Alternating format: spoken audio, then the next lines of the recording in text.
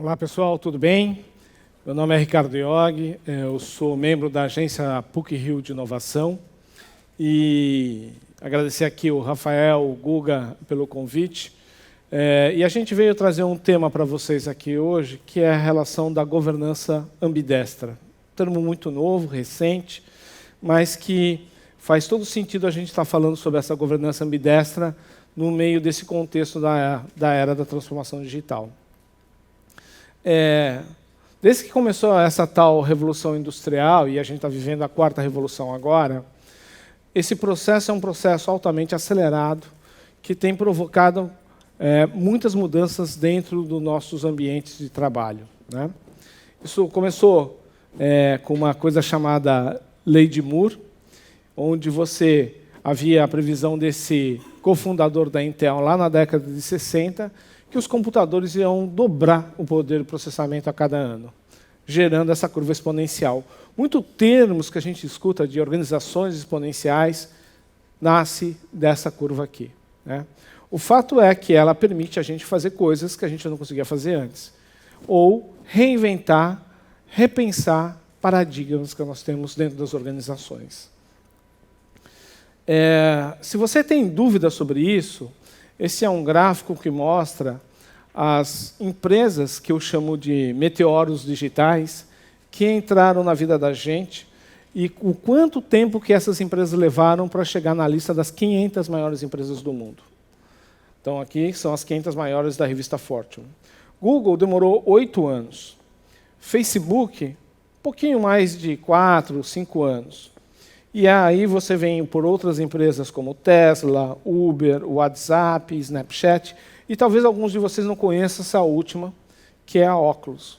A Oculus é uma empresa de tecnologia de realidade virtual, realidade aumentada, que é a tecnologia que muitas empresas acabam utilizando. O produto conhecido é o Oculus Rift. Essa empresa demorou menos de 2 anos para entrar na lista das 500 maiores empresas do mundo. 18 meses. Isso significa que a próxima empresa que vai entrar nessa lista não existe ainda. Essa mudança de paradigma faz você pensar um outro ponto. Fui lá e pesquisei também a lista das 500 maiores empresas da revista Fortune na década de 1950, quando ela começou. 80% das empresas daquela primeira lista não estão lá hoje. 80%. Ou as empresas começam a mudar os seus paradigmas, os seus mindsets, para enfrentar ou para entender como que esses fenômenos desses meteoros digitais chegaram, ou a gente vai viver a era glacial das grandes organizações. É muito significativo quando a gente olha, por exemplo, o caso do Blockbuster e Netflix, né?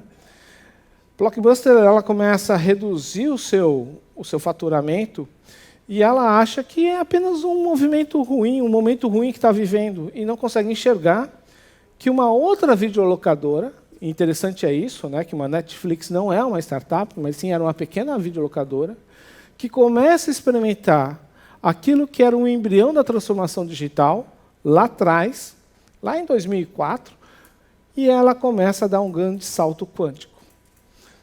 É isso que a gente precisa começar a enxergar, que a transformação digital pode gerar oportunidades, mas pode gerar ameaças se as empresas não enxergarem isso. E a gente começa a viver um novo paradigma que é a nova economia. O que é essa nova economia?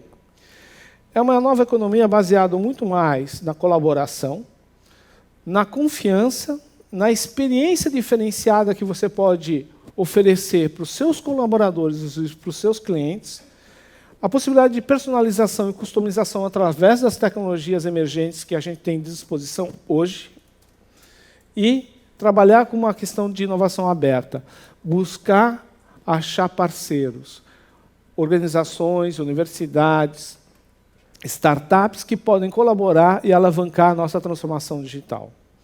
E tudo isso gerando uma experiência para o seu cliente final que não é mais transacional, mas sim relacional. A gente começa a falar não mais em clientes, mas em comunidades.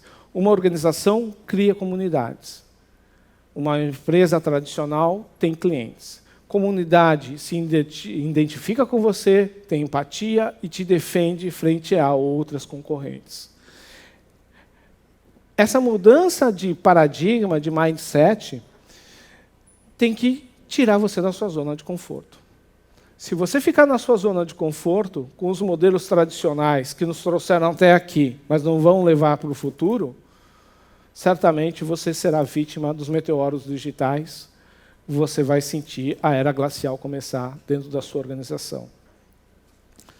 Nesse sentido, a gente precisa desenvolver novas habilidades, né? É interessante, esse é um estudo do World Economic Forum, que estima que até, a gente está falando aqui, né, 2021, 75 milhões de empregos deixarão de existir, empregos tradicionais. A boa notícia é que vão gerar mais 133 milhões de empregos novos, com uma nova cultura, uma nova mindset, dentro daquilo que eu coloquei como a nova economia. Ou a gente começa a entender esse jogo, ou a gente vai sentir o calafrio da era glacial. E aí começa, senhoras e senhores, um efeito manada. Nunca na história do universo se falou tanto a palavra inovação.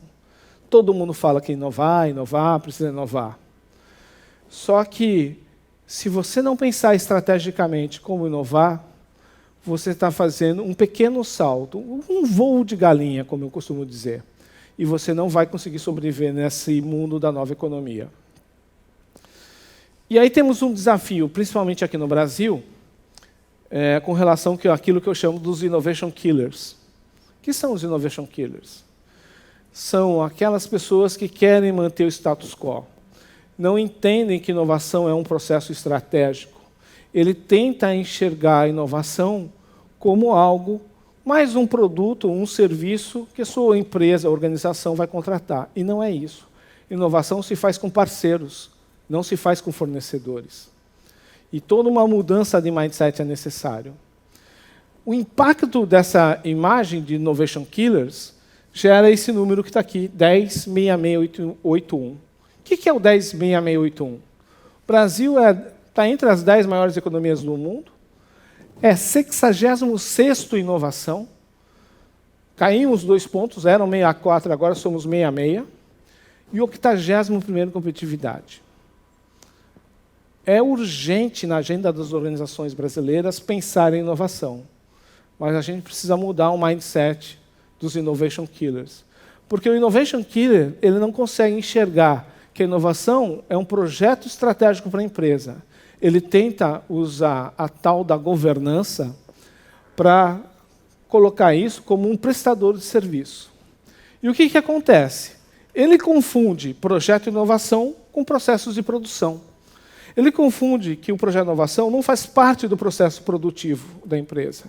Pode fazer um dia, mas hoje não faz. O processo de produção faz parte do processo produtivo. O projeto de inovação, o foco está em potenciais ganhos futuros que ambas as partes apostam ser factível, a sua organização e o parceiro. No processo de produção, o foco está em ganhos imediatos e de curto prazo.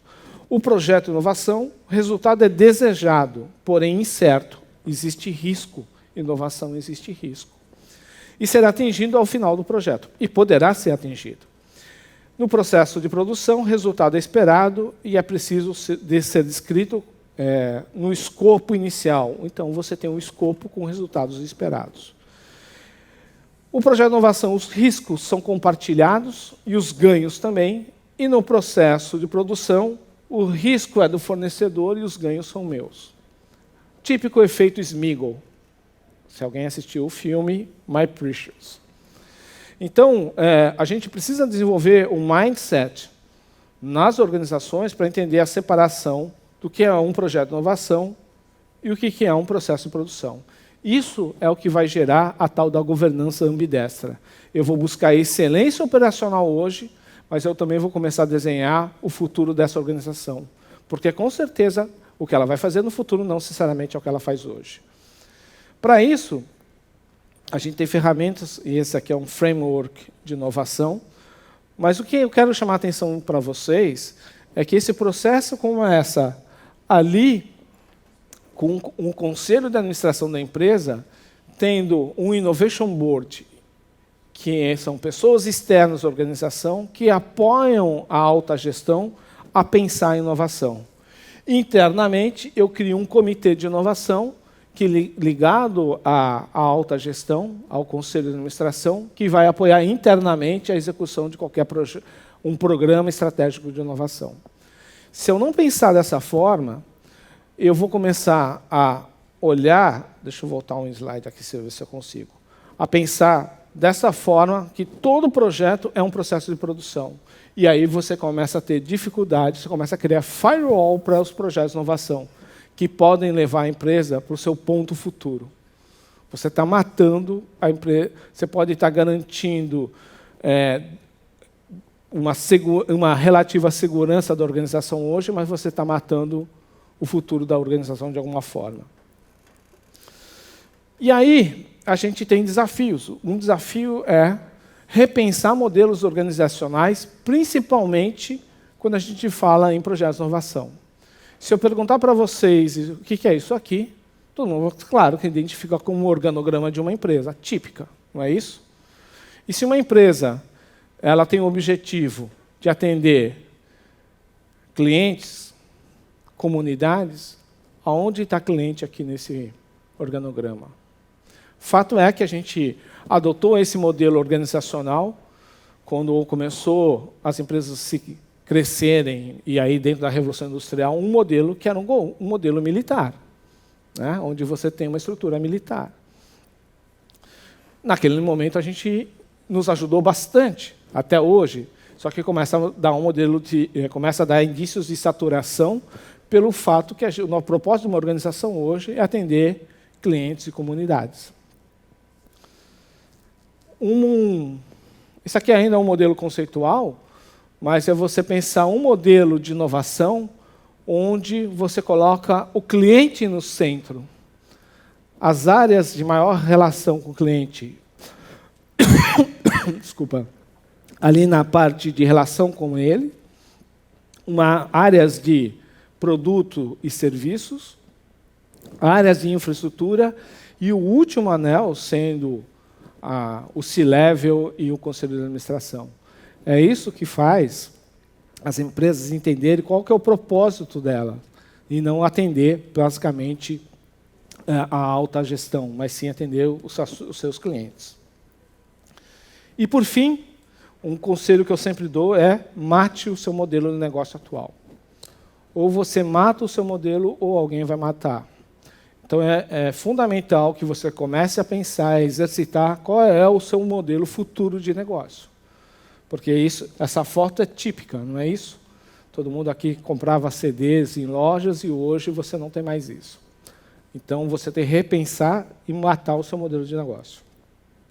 Basicamente, é isso que eu tinha que mostrar para vocês. Espero que gerem insights, né? E agradeço novamente aqui ao pessoal do ECOA pelo convite. Muito obrigado.